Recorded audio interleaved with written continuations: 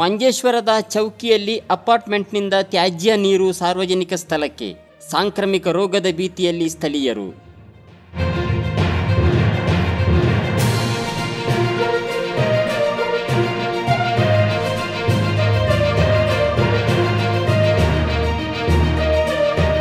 ಮಂಜೇಶ್ವರ ಗ್ರಾಮ ಪಂಚಾಯತಿನ 7ನೇ ವಾರ್ಡ್ ವ್ಯಾಪ್ತಿಯ ಚೌಕಿಯಲ್ಲಿ ಅಪಾರ್ಟ್ಮೆಂಟ್ ಸಮುಚ್ಚಯವೊಂದರಿಂದ ತ್ಯಾಜ್ಯ ನೀರನ್ನು ಸಾರ್ವಜನಿಕ ರಸ್ತೆಗೆ ಹಾಗೂ ಸಮೀಪದ ಬಡಾವಣೆಗೆ ಹರಿಯಲು ಬಿಡಲಾಗುತ್ತಿದೆ ಎಂಬ ಆರೋಪ ಕೇಳಿಬಂದಿದೆ.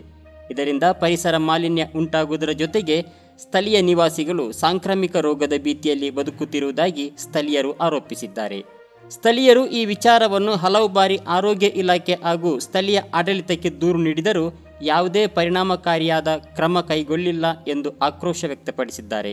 ಈ ತ್ಯಾಜ್ಯ ನೀರಿನಿಂದ ದುರ್ವಾಸನೆಯಿಂದ ಚರ್ಮ ಸಂಬಂಧಿ ಸೇರಿದಂತೆ ಹಲವಾರು ಸಾಂಕ್ರಾಮಿಕ ರೋಗ ಸಹಿತ ಆರೋಗ್ಯ ಸಮಸ್ಯೆಗಳು ಹೆಚ್ಚಾಗುತ್ತಿರುವುದಾಗಿ ಸ್ಥಳೀಯರು ಆರೋಪ ಮಾಡಿದ್ದಾರೆ. ಇದರ ದುರ್ವಾಸನೆಯಿಂದ ಮಕ್ಕಳಿಗೆ, ಗರ್ಭಿಣಿಯರಿಗೆ ಹಾಗೂ ಹಿರಿಯ ನಾಗರಿಕರಿಗೆ ಸೋಂಕು ಹರಡುವ ಸಾಧ್ಯತೆ ಹೆಚ್ಚಾಗಿದ್ದು, ತ್ಯಾಜ್ಯ ನೀರಿನಿಂದ ಸಮೀಪದ ಬಾವಿಗಳು, ಕೆರೆಗಳು, ಜಲಾಶಯಗಳು ಮಾಲಿನ್ಯಗೊಳ್ಳುವ ಹೆಚ್ಚಿನ ಸಾಧ್ಯತೆ ಇದೆ. ನೀರು ಹೊರಬರುತ್ತಿರುವ ಆವರಣದ ಸುತ್ತಮುತ್ತ ದುರ್ವಾಸನೆ ಹರಡುತ್ತಿದೆ.